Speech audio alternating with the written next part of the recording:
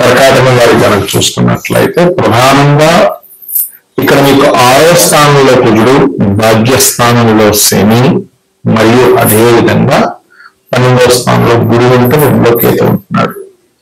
ఈ యొక్క శని కుజుడు పరస్పర భాగ్య షష్టమ స్థానాల్లో చూసుకుంటున్నప్పుడు మీకు కలిగేటువంటి ఫలితాలు ఏమిటి, ఏ విషయాల పట్ల జాగ్రత్త వహించాలి, ఏ దేవతారాధన చేసుకోవాలి అనేటువంటి అంశాలు చెప్తుంది. నేనప్పటికీ కూడా చెప్పిస్తుంది సాక్షాత్ లలిత అమ్మవారిగా భావిస్తూ, ఫస్ట్ ఆఫ్ ఆల్ ఇక్కడ 6వ స్థానం అంటే శత్రు స్థానం. సర్వసాధారణంగా 6లో కుదురుంటే శత్రునాశనము అంటే మీరు ఏదైనా శత్రువు పైన మీరు కనుక ఒక కాంపిటేటివ్ గా తీసుకున్నట్లయితే శత్రువు నిలబడలేడు మీ ముందరి. మరి శని యొక్క దృష్టి ఉంది కదండి అంటే దీనివల్ల ఏం జరుగుతుంది, మనం వద్దనుకున్నా ఏదో గొడవ వస్తూ ఉంటుందండి. గుర్తుపెట్టుకోండి, మనం ఇంత కామ్గా వెళ్తున్నాం, టాపిక్ లో వెళ్తున్నాం, ఎవరో వచ్చి ఇలా చేయి చూపిస్తూ జరుగుతున్నాం అంటాడు. ఏమిటో వెళ్తున్నాం మనం దానికి అనుకుంటాం, లేకపోతే ఎవరో ఫ్రెండ్ ఏదో అంటాడు, లేకపోతే ఆఫీస్ లో ఏదో చిన్న విషయాన్ని ఇదవుతుంటుంది. తండ్రి ముఖ్యంగా తండ్రి గురువులు గురు సమానులతో నేను 6 అంటే మేనమామలు బావులు బావమరులు ఇట్లా తీసుకుంటాం. 6వ స్థానంలో నిత్య జీవితం అనేది తీసుకుంటాము. 9వ స్థానంలో ఎక్కడైతే శని భగవానుడు ఉన్నాడో తండ్రి గురు సమానంతో తెలియని ఘర్షణలు, బ్యాంకింగ్ రిలేటెడ్ సంబంధించిన విషయాల్లో, ట్రాన్సాక్షన్స్ విషయంలో ఇటువంటి ప్రభావం అనేటువంటిది ఎక్కువగా ఉంటూ ఉంటుంది. గుర్తుపెట్టుకోండి. అలాగే మరొక విషయం ఏంటంటే 12లో ఎప్పుడైతే గురువు ఉంటున్నాడో ఈ 12వ స్థానం అనేటువంటిది ఏదైతే ఉందో ఇది పర్టికులర్ గా ఏంటి అంటే ఈ 12లో ఉండేటువంటి గురువు మీరు ఇన్వెస్ట్మెంట్స్ చేసే విషయంలో ఏదైనా ఓవర్ ప్రెజర్ అంటే అప్పు తీసుకొచ్చి మరి ఏమైనా ఇన్వెస్ట్మెంట్ చేస్తున్నారా పెద్ద మొత్తంలో, లేకపోతే ఓడీస్ బాండ్ ఇప్పుడు చూడమని కొన్ని బ్యాంక్స్ లో లోన్స్ తీసుకుంటుంటాం, అది ఓడీ రూపంలో తీసుకుని మళ్ళీ ఇన్వెస్ట్మెంట్ చేస్తూ ఉంటారు. ఇటువంటివి మాత్రం ఎట్టి పరిస్థితుల్లో ఈ 45 రోజులు చేయకండి. ఇక్కడ శని కుజుడు యొక్క ప్రభావం 12th హౌస్ మీద ట్రిగర్ చేస్తుంది. ఒక ప్లానెట్ కనుక ఒక దగ్గర మీకు ట్రిగర్ చేస్తున్నప్పుడు పాజిటివ్ చేస్తున్నా నెగిటివ్ చేస్తున్నా అని చూడాలి. ఇక నెగిటివ్ ట్రిగర్ చేస్తుంది కాబట్టి ఈ విషయంలో జాగ్రత్తగా. బికాజ్ ఆఫ్ ఇక్కడ 2nd హౌస్ లో కేతు ఉన్నాడు, మీకు ధనస్థానంలో కేతు ఉన్నాడు. కాబట్టి మీకు ఫైనాన్షియల్ గా చాలా బాగుండాలి అంటే కనుక మీరు ఓం గం గణాధిపతయ నమః మరియు ఓం స్కందాయ నమః అనే మంత్రం ఎక్కువగా చేస్తూ ఉండండి. దేవుడికి క్యారెట్స్ బెల్లము తినిపిస్తూ ఉండండి. మరియు అదేవిధంగా కాస్త 8వ స్థానంలో రాహు ఉన్నాడు కాబట్టి వాహనం మీద వెళ్ళేటప్పుడు కూడా స్లోగా వెళ్ళండి. కుజుడు మారుతున్నందుకు దేశకాల పరిస్థితుల్లో ఇటువంటి ప్రభావం చూపిస్తుంది. అది చూసుకున్నట్లయితే భారీ వర్షాలు, అసలు ఊహించనంత పెద్ద మొత్తంలో వర్షాలు పడడం, సముద్ర తీర ప్రాంతాల్లో ఉండేటువంటి వారు చాలా అప్రమత్తంగా ఉండాలి. పెట్టుకోండి. కుజుడు ధనస్సులోకి వచ్చాడు అంటే అగ్నితత్వ రాశుల్లోకి వచ్చి అక్కడ మీనరాశిలో శని జలతత్వ రాశిలో ఉన్నందుకు వాయువుతో కూడినటువంటి వర్షాలు, కొన్ని ఫ్లైట్స్ ప్రయాణాలు చేసేటప్పుడు లేదా కొన్ని సరిహద్దుల దగ్గర చూడండి ఒక్కోసారి దొంగదెబ్బ కొడుతూ ఉంటారు. కుదురు పోలీసులకి లేకపోతే మిలిటరీ వాళ్ళకి ఆర్మీ రిలేటెడ్ సంబంధించిన వాటికి కారకుడు కాబట్టి ఈ యొక్క విషయంలో కాస్త జాగ్రత్తగా ఉండాలి. గుర్తుపెట్టుకోండి. అలాగే మరొక విషయం ఏంటంటే ఇక్కడ గమనించినట్లయితే ఈ యొక్క రాశి వారికి ప్రధానంగా మీరు అంటే ఈ ఫలానా ఒక రాశి కాదు, అన్ని రాశుల వారి గురించి చెప్పేది ఒకటే.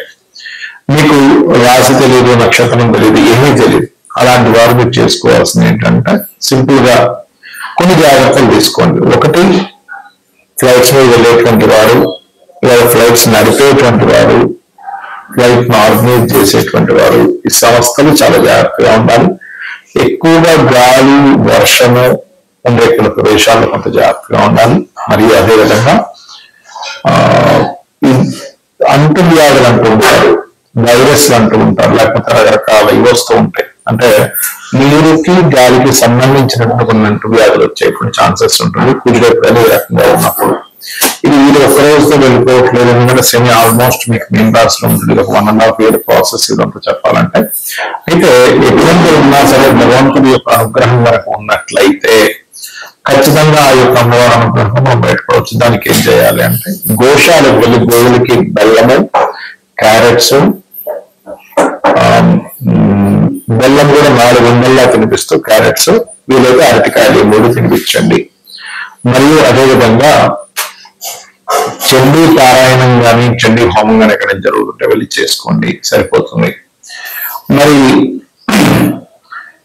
ఈ గ్రహాలు ఏ గ్రహాల దగ్గర దీపారాధన చేసుకుంటే గ్రహ అనుగ్రహం కూడా ఉంటుంది అని చెప్పి చూసుకున్నట్లయితే శని, కుజ, రాహు, గురు ఈ 4 గ్రహాల దగ్గర దీపారాధన చేయండి అన్నమాట.